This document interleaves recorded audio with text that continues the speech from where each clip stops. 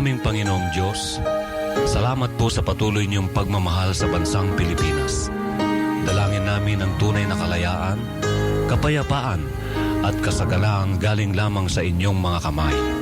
Ikaw po, Panginoon, ang maghari sa bawat buhay at tahanang Pilipino. Makita nawa namin ang iyong layunin sa aming buhay, nang kami ay mamuhay ng may pag-asa at maging instrumento sa tunay na pag-unlad ng aming bayan. Ito po ang aming dalangin sa pangalan ni Jesus.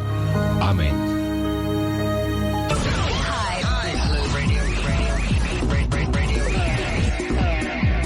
Now listen carefully. You're listening to the number one hit music station. 101.5